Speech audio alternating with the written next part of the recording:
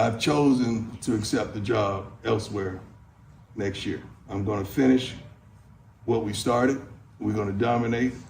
I'm going to be here to that end and that conclusion. And then when that conclusion, we will move on. It's been 4 or more African-American head coaches at the next level that has been terminated. I haven't heard not one other than a candidate like myself to replace them. So to me, that's a problem that many don't think about, but that's a problem. If someone don't step up and step out and hold it down for us, there's a problem. And many of detractors, I guess they don't understand college football consists of 70% African-American. I don't care where you at. It just happens to be more at a HBCU. But it's not like I'm not gonna speak into the lives of young African-American men and women alike, because my challenge is still to provoke change no matter where I am. And I'm gonna be me. I'm 55 and I don't plan on changing no time soon. God made me like this, and I think God is pleased with what he's created. This is probably the toughest moment for me ever because it involves y'all. And I never would have thought at this time last year when I was laying up in the hospital dealing with these blood clots, getting 2 toes amputated and the sides of my legs cut out, that I would be in Colorado in this beautiful weather, this beautiful place, this beautiful city, which is virtually crime-free with over 36,000 students and a fan base that just won't stop. Don't you ever tell me nothing that God He should never have said crime-free. You came from Jackson, Mississippi. You can't do that. Just say if it's a case of you needing the money was too good and you need it, just say that, because everything else is hypocrisy. Good morning and welcome to the National Newspaper Publicists Association's Let It Be Known. Over the weekend, Houston police, and we're going to get to Deion in a moment, Houston police announced the arrest of a man who allegedly shot and killed Migos' star Takeoff.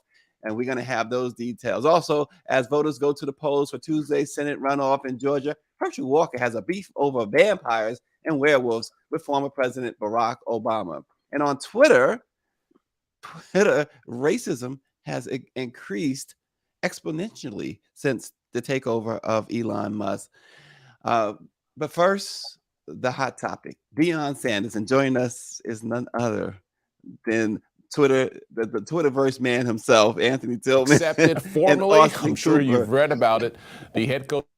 Gosh, guys, y'all heard Deion's speech.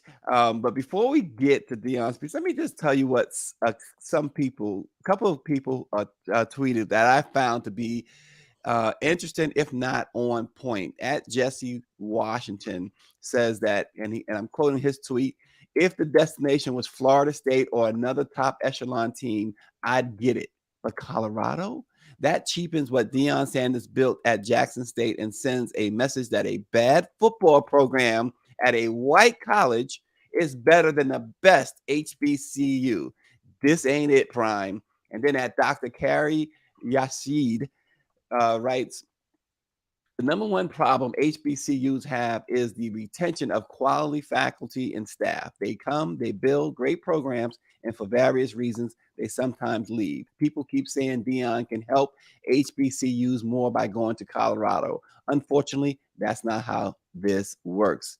And this platform from Councilman _J Rand.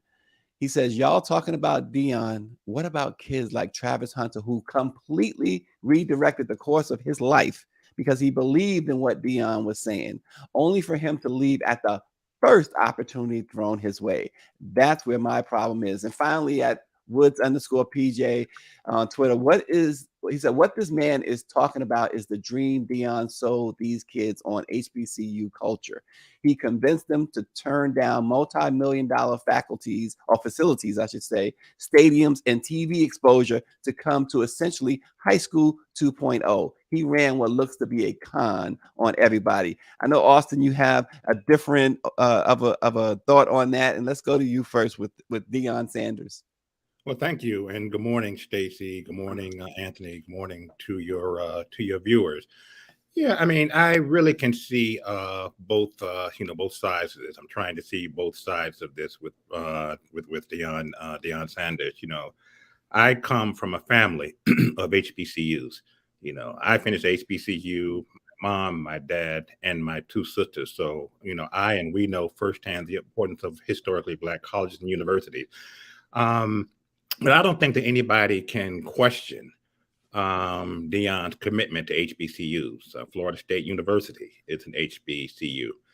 He did accept a position to coach for 2 or 3 years at an HBCU. And I think it's commendable that he did come there in the first place and remain there for 2 or 3 years. I wish he had stayed longer. I wish he was not going anywhere. But I think we also have to look at, if we're going to be critical of brother Deion, we have to also be critical of other, football giants, football greats. Maybe not on the same level of Deion, but Black football players who retire and just go off into the sunset and who do nothing with HBCU, don't visit HBCU, don't volunteer their time with HBCU, don't do anything. So I'm really trying to see both sides of the issue. To be clear, I wish that he was not going. I wish that he was going to finish out his career as a coach there. But I also understand that he may be looking down the road, and this was a career decision for him to better position himself to become a Black coach in the NFL. And as he referenced in his commentary, there is a shortage. Yeah, it is a shortage.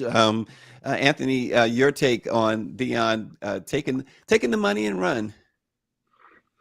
Well, I think it's a bigger picture now. So I kind of agree with Austin a little bit, but I will say that he has to prove his worth now. He has to prove that he's able to recruit and retain quality football players at any level, especially from high school. I think he has to make the fact to be known that he's able to recruit and do this anywhere, not just what he's done at Jackson State. And I think this is his time to shine on making that happen, because honestly, let's be real, only 50% of people make it, within to that professional league. So he has to be able to do that at any level.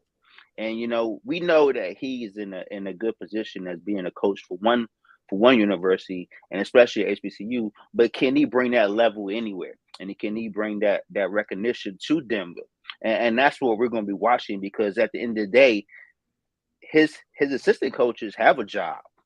You know what I'm saying? His staff, he's gonna pick people that's gonna succeed him and be able to do that. But and also another thing we're not looking at is will Jackson State still continue to win? You know what I'm saying? Because what he set there is a standard, but are they continuing that standard? Will that HBCU still become relevant once he leaves? And what will happen with Denver? Because honestly, I don't think he's going to come to Denver with the same, staff, the same team, and the same mindset of where he's been with Jacksonville. Yep, that's a very good point. But Austin, what about the kids? Somebody made the point. I read the tweet earlier. You walk out on these kids. You bring these kids in who otherwise could have gone to and did the same thing he's doing right now, right? Pretty much have the best of the best facilities and everything else. And I understand money. David Youngblood mentions Deion was making 300 versus he says 7. Actually, it's 5 million with a potential of a 40% increase if he meets certain milestones. But you sold them on HBCUs. Your whole thing was, HBCUs can be just as good, if not better, than PWIs. And 2 years into your deal, you go. And now, granted, again, had he just said, "Look, the money is too good to pass up," I can deal with that. So let's assume. I think it's safe to assume that money was a key factor here. Had he come out and said that, would that have really made much of a difference? Would that have made these young brothers that you referenced who came to Jackson State University because of Deion, would it make them feel any better? It wouldn't make me feel any better.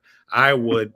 So that is just but it's not unlike people, when he was a professional football player, I think he was with the Cowboys. I'm not a big football fan, but I do believe he had spent some time with the Cowboys. Players being recruited to play with the legendary Deion Sanders, and then he leaves and goes to another team.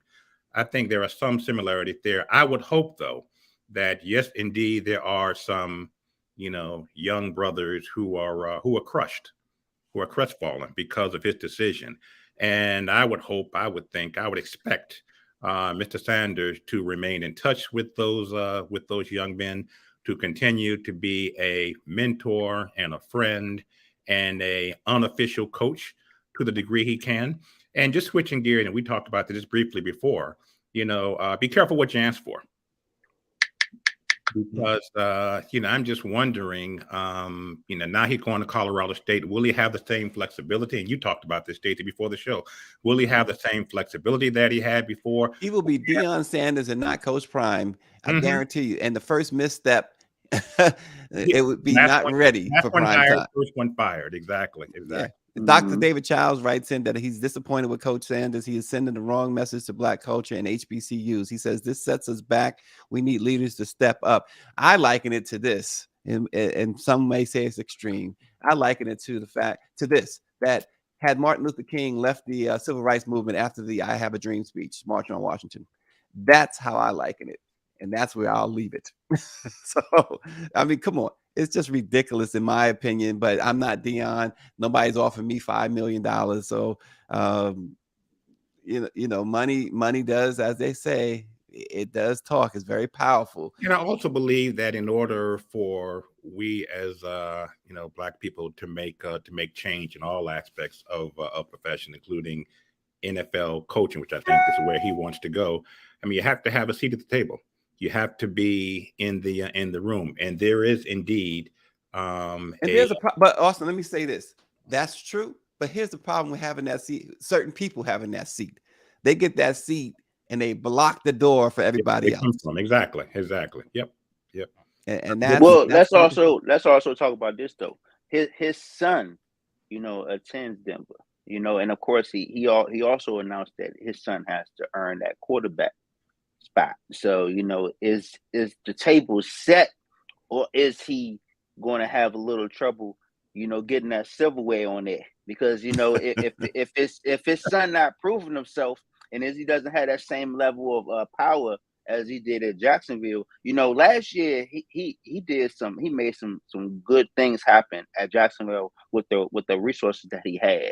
Now, I don't know if he's going to have that same resources as Denver, because it's a different structure. It's a different ball field. So we're all talking about the money, but the question is, does he still have the same talent as he have at Jacksonville State? Because Denver not going 11-0. You know what I'm saying? Regardless of who the coach is. You know what I'm saying? So let's talk about what's really going on here. Is it? Are we talking about prime time, or are we talking about the team? Because we have to set that money aside for the talent. We never really talk about the talent that you have. And Deion making $5 million, but his assistant coaches are already set. So are they making things happen? With the talent they have, or are they bringing someone that they expect to bring more talent to? That recruiting effort is what they're trying to focus on with Deion. They think Deion is coming there to recruit high quality HBCU players from other universities to Denver. That's what we're focusing on right now. His recruiting and retention, because he already started his list of who he wants to bring there. So let's be real. He's already come in that door with potential. Yeah, well, Paris Brown of the Baltimore Times writes in on a bigger issue. She says we need the resources at HBCUs to keep this type of talent. It is inspiring to have that type of talent at an HBCU. HBCUs put out some of the very best talent, no matter what field there is, not just in the country, but in the world. And she's absolutely right. We hear all this lip service about getting resources to HBCUs. It's time. It's been time for action on that. And guys, we got to move on. month after the killing of Migos rapper Takeoff, the Houston Police Department finally arrested a suspect, Patrick Xavier Clark, who's 33 years old, over the weekend. Chief Troy Fenner said that Takeoff was not the target of this shooting. And so, it's really a senseless death. And it keeps happening. But in this case, guys, he wasn't the target. A lot of the hip hop icons and artists that we've seen shot and killed, they were the target. Takeoff was not, and Quavo's wasn't the target either. Mm-hmm. They never are. I mean, most of the time, one thing these new rappers really have to stop doing is this whole attention. This whole beef for attention. Where right now we live in the social media age where people know where you are at all times. You sharing your location. Often you're out and about but you're causing destruction, everywhere you go. You're beefing with people. You're setting this tone of find me. And of course, I'm not saying that this is what Takeoff was doing, but I'm just saying every rapper should be more mindful of the type of attention they're getting and the safety that requires that attention. I remember a few years ago we was talking about Chris Brown. Someone broke into his house, and we was had a trend on Twitter about his the way how anybody can just walk in his house. Mm-hmm. The memes was happening, and I think these rappers and artists need to be more mindful of their surroundings and really the type of security that they need. It's because you're blowing up, you still need some kind of security. I saw J. Cole at an airport with no security. Mm-hmm. You know what I'm saying? But J. Cole not rapping about shooting, killing people either. So yeah, J. there's Cole, a difference, right? Yeah, it's a difference. You know what I'm saying? But you know what, too? You make a great point, and I think Austin, it is a great point that these artists, particularly hip hop artists, where they at all times. You don't know where Paul McCartney is. You don't know where Nope. Bono is, or the other guys are. And I think there's a parallel there too, because saying that, I'm thinking about when John Lennon was killed. I remember being, born in New York, raised in New York. When John Lennon was killed, that dude, David Chapman, knew exactly where Lennon was going to be, time he was going to be. He had studied him and followed him. And so that was before social media. Now with social media, you instantly know where these guys are, because they're tweeting it all the time, and they're Instagramming it all the time. It's Austin. It's a real good point that Anthony brings up. No, I couldn't agree with my young brother more. These young stars, young entertainers, especially rappers, need to be more cognizant of the danger, frankly, to themselves and to those around them. The fact that you saw this young brother Anthony at the airport with no security, it's just mind-boggling. I mean, to me, it's almost like, God forbid, you're asking for something to happen. You're daring for something to happen. But it also points to a broader issue of black on black crime and senseless violence in our communities, where our young brothers and sisters see the need to address issues, to make a name for themselves, to get attention by shooting individuals, whether it's a specific target or whether it's an unintended target. I just think that we also have to look at the broader issue of senseless crime and why our young people see the need to always turn to violence to make a point. And it's even worse, regardless of whether your target is intended or not intended. You have left behind grieving parents, you've left behind grieving children, grieving relatives, etc. So the pain continues for this young brother's family and for far too many. There was a young 7 to 8 year old, Stacy and Anthony may have read about this. in the paper here in DC. I believe it's in Southeast DC in the last 2 or 3 weeks, where she's sitting on the porch with her mother, and a stray bullet hits her. So again, just sad.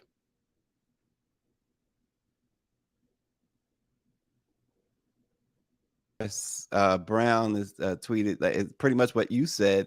She says, we have lots of deaths in our community, of which children and other members of the community are not targets, but are victims of senseless violence and disturbed mindsets. It's a problem for sure. You know what else is a problem, Anthony and Austin? Twitter.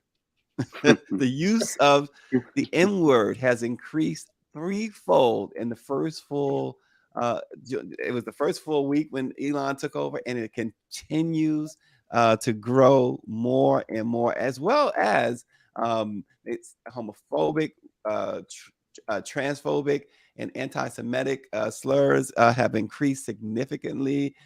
There's a poll also showing that pornography has increased significantly. Anthony, what's going on at Twitter?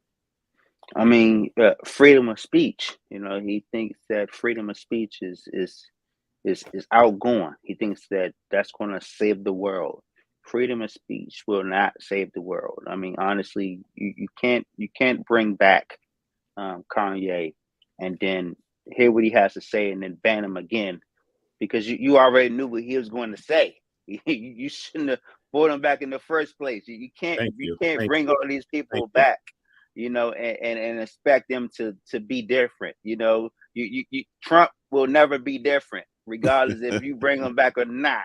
You know, freedom of speech works for government. That's why they try to work so hard to defend it, because it's always taken, you know, it's always taken over. You know, when people have to say what they want to say, then things will happen. And at the end of the day, we have to be mindful of how people are in real life, not just on social media. So, you know, and that's the biggest issue right there. Well, and you said free speech, Austin. He's saying free speech, so it makes you want: are people this hateful overall like that, where this is going on? I think so. Unfortunately, I think so. I remember, I guess I first read about Elon Musk being interested in taking over Twitter. Was it, late winter, certainly early spring of this year? And I remember feeling a tremendous sense of relief when it looked like he was not going to, that the deal was not going to go through. And then a couple of weeks ago, feeling a tremendous sense of trepidation when it was indeed back on the table. And my main concern then, my main concern now, with what Anthony referenced, Trump. I was just thinking of Trump and all of the manifestations of hatred that this presidential candidate, Republican presidential candidates, represents in America today. So I'm not surprised that negative tweets against gay men have shot up tremendously against Jews, against blacks. I mean, wow, 202% for blacks compared to 61% for Jews, and 58% against gay men.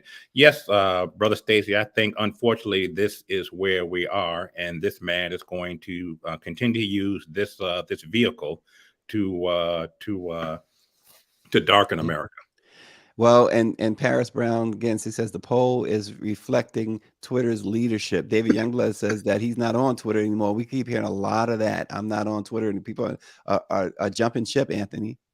Well, they're leaving and they're coming back when they think it's safe. You know, one thing we would not do, especially Black Twitter not going nowhere. And I say this all the time. Black Twitter will wait to the end and have popcorn and still joke around about leaving when everybody left. One thing, we can't go nowhere else.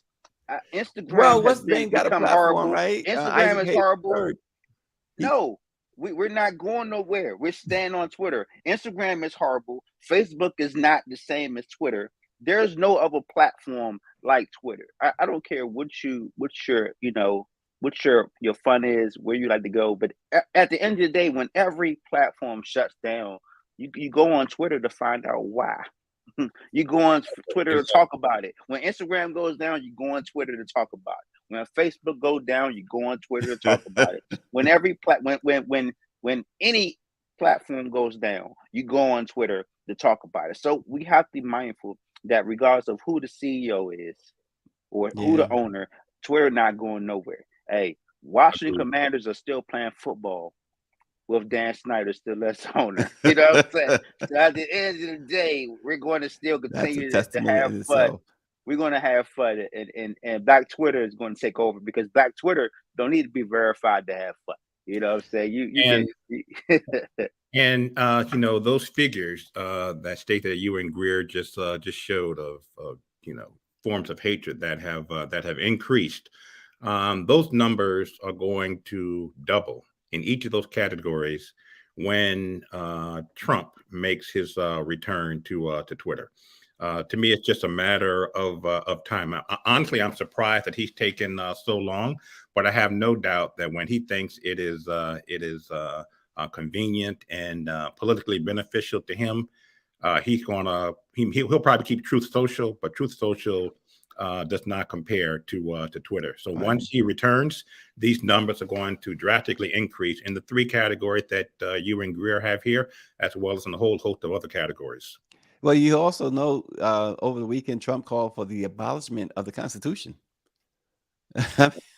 This is a guy running for president, says, get rid of the Constitution. And where is the outrage? Right. Over that. Where is the outrage from the political base? I was watching with the Fox Morning political show on Sunday mornings yesterday, and you know, Mike Pence was on hemming and hawing and, you know, dancing around the issue of Trump. And at the very end, the moderator asked him, if Donald Trump would ask you to be his running mate, would you do it? He would not answer the question. Wow. He would not answer the question. That's the Marco Rubio, Ted Cruz stuff all over again. Goodness grief. But you know what? Bigger question, guys. Are we living in a time where Black people are simply justifying our own oppression? Because we see that with Stephen A. Smith justifying Jerry Jones's situation, and of course Herschel doing what he does. You know, he's doing his best Ben Carson, Clarence Thomas impersonations, and you know, you got the Candace Owens of the world out there. Are we living in a time where Black people just simply are justifying our own oppression? I think we've always been in that time where you've had Blacks to justify their own oppression. I don't think that this is. I think it's different now because we have, you know, social media. But there have always been Uncle Toms from the beginning of time, and there will always be Uncle Toms like Clarence Thomas and Herschel Walker and it's been so many of them, Austin, and like Greer was saying, Kanye praising Hitler, and we're talking about folks with, and she's like, think in my head, with and without money. I was going to say the same thing. We're talking about folks who you know, who have lots of money and folks who don't have any money. They're justifying this stuff. I mean, you got to realize that, you know, Britney Spears had 14 years of censorship, you know, censorship for herself, but no one has thought about what Kanye needed these past 5 years, you know what I'm saying? So I think it's just, you know, it's just, we have to be mindful of how we're helping each other. You know, Kanye, everybody, you know, we still never get over racism. We will never ever get over racism in this world, and of course, it's here to stay. Just like we will never get over people's, you know, feeling of racism. You know, we're banning books in schools. We're trying to erase the past and set a new future, and you can't do that. You can't have a future without recognizing the past and this emphasis. You mentioned Britney Spears, and I'm glad you mentioned Britney Spears in that situation. Does Kanye have anybody who can do that, declare him, you know, to be mentally unstable, which we know he is, and put him into a conservatorship? Because look, we've been talking about this for a while. This guy is about to be broke, not just broke in a millionaire or billionaire sense, but broke, if not on his way to killing himself or somebody else. Yes. this is a situation. It's right for the public to see that you got a guy who not only are they're already taking all his money. Adidas got $220 million lawsuit against him. The IRS $175 million. Kim Kardashian just got awarded $200,000 a month in child support from him. And Balenciaga and all of they took away that billionaire status in a hurry, quick, fast, in a hurry. 24 and said he was worth about $400 million, which is a whole lot of money. However, everybody else is coming for him. Where's the conservatorship, guys? Well, Kanye, one thing Kanye will always have is, that status, of being a celebrity, being a public figure, and regardless of if he's broke or not, he will always have that. But he's killing any type of profitability. Nobody wants to even touch him. There's no corporation or any. He won't get any sponsorship. Forget about walking down Fashion Week and all that stuff. That's gone. He doesn't care. He does at this point. Kanye doesn't care, and the people in his circle are really, that's the people that you have to be mindful of. You always have to be mindful of the people in your circle, because those are the people that's telling you, that you're not doing well. And of course, him and Kim did the best she could. And I don't know, from my understanding, she did, but I don't think she did enough. I think, that taking the kids away, and forcing him into that environment where he had to defend himself, it put him further in this transition of just mental breakdown. And I think right now he's in a mental breakdown, and hopefully somebody, can get to him before it gets to that point where he's actually doing more. And of course, Elon banned him from Twitter again. So, he's still talking on IG. He literally just did a post yesterday, now blaming Elon for this, all the issues, talking about he's Asian, and then, like I said, man, Kanye just needs to let me tell you something. As much as I have so much distaste for the Kardashians, if I am Kim, and I never ever side with her on any, I don't care. She could tell me that the sky is blue, the sun is shining, and people will say, yeah, it is. I will have to see it for myself. I just, there's nothing about her. She can get naked as much as she wants. But nothing about her will make me give her a second look. But I will say this: Kanye is dangerous. I would not allow, and I think this is going to come next, I would not allow my kids around Kanye West if I'm Kim Kardashian. No. It's quite sad and painful to witness, the downward spiral for years of this young brother. But at the end of the day, as with all of us dealing with the trials and tribulations of life, none of us can want more for Kanye or Ye, whatever he calls himself, than he wants for himself. I mean, at the end of the day, he has to it appeared to me, if he hadn't hit rock bottom, he's damn near close to rock bottom, but he has to make a decision. Enough. I've got to turn my life around, and he can. I don't know that he will ever have the same status with endorsements and all that he had before, but he's still one hell of a musical genius. He's still one hell of a musical producer. If he would just decide to focus on that and let go of all of the other crazy nonsense. But to Anthony's point, to your point, mentally he's not there. And I believe that those people, and I believe that everybody in his inner circle, I believe that most people in the inner circle are trying their best, but he's just out of control. Well, all of this too that we've seen over the last couple of months, Anthony, it's without provocation. This guy, again, as Dave Chappelle said on his Saturday Night Skit, he tweeted one night he was going DEFCON 3 on the Jews. Exactly. He didn't say why, anything else, and then he woke up and he certainly did, and hasn't stopped. Unprovoked. There's nothing to suggest that. I mean, this guy was, as he kept saying, I'm a billionaire. He was all of that gone. It's gone. But nobody, it seems like no one was doing anything to him, not at least from what we could see publicly, maybe privately. I don't know. We don't know.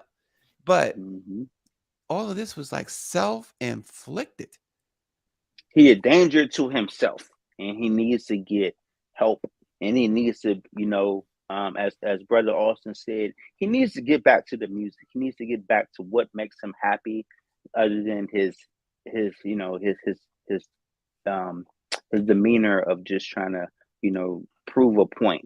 I think his mental is getting in the way of his ability to just, be a free thinker. I think that's what he wants, to be a free thinker. He wants everybody to just, fall into be a victim of what he giving out. And we're Well, not going to be a victim of that. We're going to just continue to support Kanye only through his music. Mentally, I will never, support Kanye through his words, but I will continue to listen to a Kanye song when it comes on, and that's the only support he getting from me, is when that radio hit the song. But as You soon as he jamming. starts You talking, that's it. I'm hitting the mute button, whoop, Well, and that's well, it. listen, real quick, because we're gonna have to run, but we got to get to this. You talk about committing Kanye. Somebody needs to commit Herschel Walker to about 12 years of education, right? Thank you. Thank you. Because that should be his sentence for all wrong. But his stupidity is beyond, you can't, it's not no way to excuse this guy. Now we got the whole werewolves and vampire thing. He went on Fox News and was mad at Barack Obama. He says Obama did not tell the whole story when joking about comments that Herschel made. He says, I don't know if you know, but vampires are some cool people, are they not? But let me tell you something that I found out. A werewolf can kill a vampire. Did you know? Thank you. I never knew that. He said, so I don't want to be a vampire anymore. I want to be a werewolf. Well, it prompted Obama to say, since the last time I was here, he was in Georgia the other day. He says, Walker has been talking about issues of great importance to the people of Georgia, like whether it's better to be a vampire or a werewolf. This is the debate, Obama said, that I must confess I once had myself when I was 7. It's just, this guy is as ignorant as they come. And at first, did you ever get the impression at first that maybe some of this was just him acting? But if you got that impression, you must be convinced now there's no act. This guy is a complete one. I'm going to go Barrington on him, 100% idiot. Yeah, no, he's not. He's not pretending to be dumb. He is genuinely, authentically. He earned his dumbness, and it's a degree in dumbness. I just can't. I mean, I just like Anthony. I just want to push the mute button whenever he comes on television. No, he's an absolute embarrassment. I can't believe that he thinks that he is qualified to be in the United States Senate. I don't think he thinks he's qualified. Exactly. Well, point taken. How it's beyond crazy, and he's just an embarrassment to the race. He's obviously an embarrassment to his own family. I remember his son was like, "Look, I don't want nothing to do with that dude."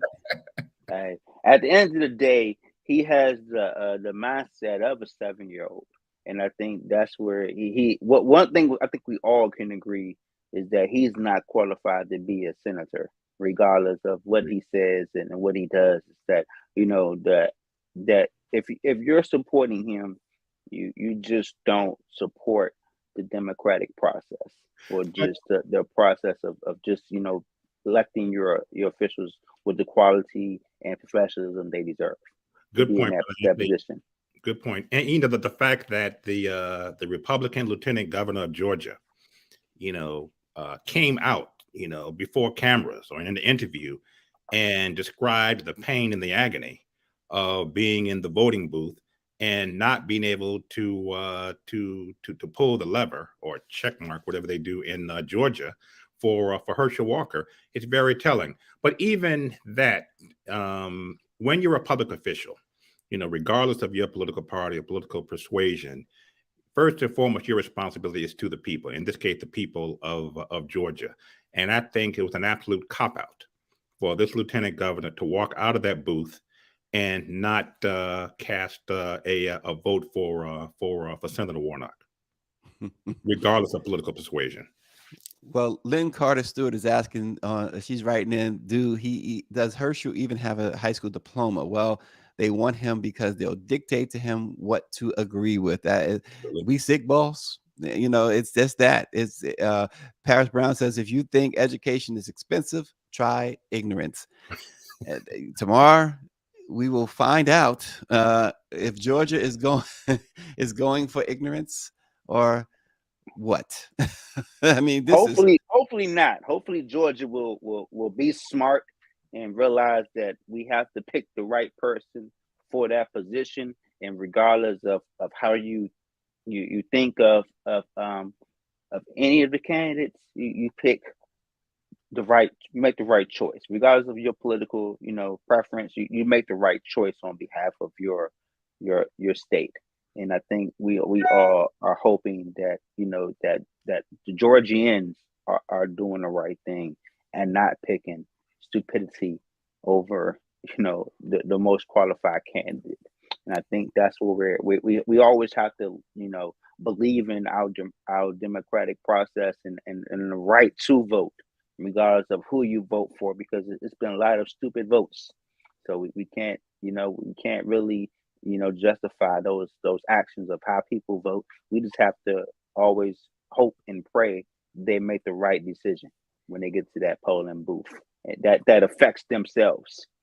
Yeah, well, amen, young brother. Amen. Anthony Tobin, the photographer, journalist, photojournalist extraordinaire, I should say, for the Washington Informer. Of course, Austin Cooper, Our House, DC, and the Washington Informer. Always appreciate you guys. They are the creme de la creme of the Black press. We love them. Thanks for joining Let It Be Known. We'll see you tomorrow. Holla.